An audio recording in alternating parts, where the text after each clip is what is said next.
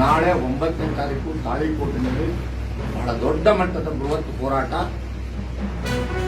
ಉಗ್ರ ರೂಪದ ಹೋರಾಟ. ಯಾಕಂದ್ರೆ ನಾವು ಮೊನ್ನೆ 3ನೇ ತಾರೀಕು ಕೊಟ್ಟಾಗ ಅವ್ರಿಗೆ ಹೇಳಿದೆವು, 9ನೇ ತಾರೀಕು ಒಳಗೆ ಸರ್ವೆ ಮಾಡಿ ವರದಿ ಕೊಡಿ ಸರ್ಕಾರಕ್ಕೆ. ಬೆಳಗಾವಿ ಅಧಿವೇಶನ ಪ್ರಾರಂಭ ಆಗುತ್ತೆ 9ನೇ ತಾರೀಕು. ಬೆಳಗಾವಿ ಅಧಿವೇಶನದಲ್ಲಿ ಸರ್ಕಾರಕ್ಕೆ ನಾವು ಪರಿಹಾರ ಕೊಡಿ ಅಂತ ಕೇಳ್ತೇವೆ. ನಿಮ್ಮ ಅಧಿಕಾರಿಗಳು ನಿಮ್ಮ ಕರ್ತವ್ಯ, ನೀವು ಜನರ ಸಂಬಳದಿಂದ ನಿಮ್ಮ ಜೀವನ ನಡೀತದೆ, ಅರ್ಥ ಮಾಡ್ತೀರಿ.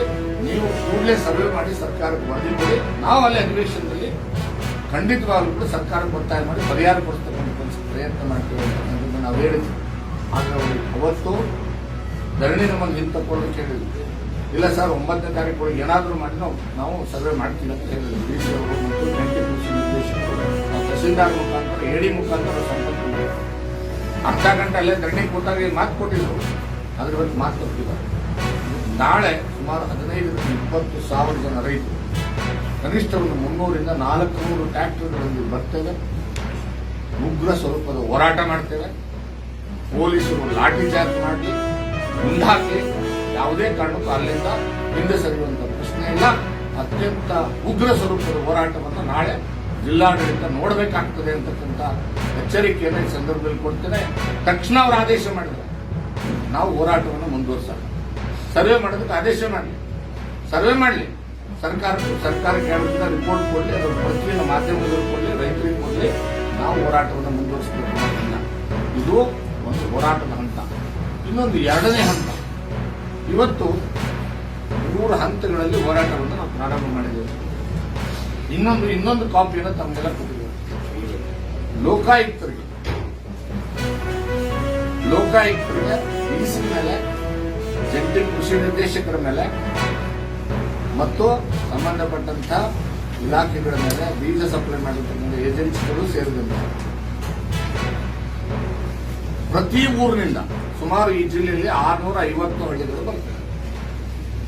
ಪ್ರತಿ ಊರಿನಿಂದ ರೈತರು ಸಾಮೂಹಿಕವಾಗಿ ಎಷ್ಟು ಜನ ಯಾವ್ಯಾವ ರೈತರು ತೊಗರಿ ಬೆಳೆ ನಷ್ಟ ಅನುಭವಿಸಿದ್ದಾರೆ ಅವರೆಲ್ಲರೂ ಸೇರಿ ಸಾಮೂಹಿಕವಾಗಿ ಈಗಾಗಲೇ ನಾನು ಫಾರ್ಮೆಟ್ ನಿಮ್ಗೆ ಕೊಟ್ಟಿದ್ದೇನೆ, ಬಹಳ ಸ್ಪಷ್ಟವಾಗಿದೆ. ಅದರಲ್ಲಿ ಇದರ ಪ್ರಕಾರ ಒಂದು ಫಾರ್ಮೆಟ್ ರೆಡಿ ಮಾಡಿ ಅಧಿಕೃತವಾಗಿ ಊರಿನ ರೈತರ ಪರವಾಗಿ ಒಂದು 300 ಜನ ಅಥವಾ 200 ಜನ ಏನು ತೊಗರಿ ಬೆಳೆ ಹಾಕಿದ್ದಾರೆ ಅಂತಂದ್ರೆ ಅವ್ರ ಪರವಾಗಿ ಒಬ್ಬರು ಅಧಿಕೃತವಾಗಿ ಏನು ಸಿಗ್ನೇಚರ್ ಮಾಡಿ ಇವರೆಲ್ಲರದ್ದು ಲಿಸ್ಟ್ ಹಾಕಿ ಎನ್ಕ್ರೋಚ್ ಮಾಡಿ ಎಷ್ಟು ಕ್ಷೇತ್ರ, ರೈತರ ಹೆಸರೇನು, ಯಾವ ಗ್ರಾಮ, ಸರ್ವೆ ನಂಬರ್ ಏನು, ಎಷ್ಟು ಕ್ಷೇತ್ರ ಅಲ್ಲಿ ಅವರು ಏನು ಹಾಕಿದ್ದಾರೆ, ಉತ್ತಾರೆ ಸಮೇತ ಅಧಿಕೃತವಾಗಿ ಪ್ರತಿನಿಧಿಯನ್ನು ಮಾಡಿ ಪ್ರತಿಯೊಂದು ಊರಿಂದ ಕಂಪ್ಲೇಂಟ್ಗಳನ್ನ ಫೈಲ್ ಮಾಡ್ತಾರೆ.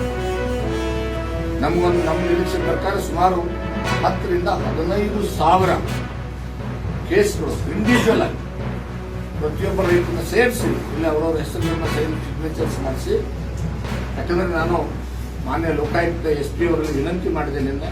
ವಿನಂತಿ ಮಾಡಿದ್ರೆ ಇಂಡಿವಿಜುವಲ್ ಪ್ರತಿಯೊಬ್ಬ ರೈತರು ಕಂಪ್ಲೇಂಟ್ಗಳು ಫೈಲ್ ಮಾಡಿದ್ರು 15-20 ಸಾವಿರ ಜನ ಆಗ್ತಿದ್ದಾರೆ. ಅದು ಬಹಳ ಸ್ವಲ್ಪ ತಡ ಆಗ್ತದೆ. ಅದಕ್ಕೆ ನೀವೆಲ್ಲರೂ ಸೇರಿನೂ ಕೂಡ ಕೊಡಬಹುದು ಅಂತ ಹೇಳಿ ಅವ್ರು ಸಲಹೆ ಕೊಟ್ಟಿರೋದ್ರಿಂದ ಅದ್ರ ಪ್ರಕಾರ ಈ ಒಂದು ಫಾರ್ಮೆಟ್ ಅನ್ನು ರೆಡಿ ಮಾಡಿ ಅದನ್ನು ಮಂಗಳವಾರದಿಂದ ವಿಜಯಪುರ ಜಿಲ್ಲೆ ಯಾವ ರೈತರು ಬೀಜ ಖರೀದಿ ಮಾಡೋದಕ್ಕೆ ಕೃಷಿ ಕೇಂದ್ರದ ಮುಂದೆ ಹಚ್ತಾರೋ ಅದೇ ರೀತಿ ಯಾವ ಕಳಪೆ ಬೀಜ ಕೊಟ್ಟಿರ್ತಕ್ಕಂಥ ಏಜೆನ್ಸಿಗಳಿದ್ದಾವೆ ಅವರ ವಿರುದ್ಧ, ನಿರ್ಲಕ್ಷ್ಯ ಮಾಡಿದಂಥ ಜಿಲ್ಲಾಧಿಕಾರಿ ಮತ್ತು ಜಂಟಿ ಕೃಷಿ ನಿರ್ದೇಶಕರ ವಿರುದ್ಧ ಮೊಕದ್ದಮೆಗಳನ್ನ ಫೈಲ್ ಮಾಡೋದಕ್ಕೆ ವಿಜಯಪುರ ಜಿಲ್ಲೆಯ ಲೋಕಾಯುಕ್ತರ ಕಚೇರಿ ಮುಂದೆ ಮಂಗಳವಾರದಿಂದ ಸಾವಿರಾರು ಸಂಖ್ಯೆಯಲ್ಲಿ ರೈತರು ಕ್ಯೂ ನಿಲ್ತಾರೆ. ಮತ್ತು ಇಡೀ ಜಿಲ್ಲೆಯಲ್ಲಿ ಯಾರ್ಯಾರು ರೈತರು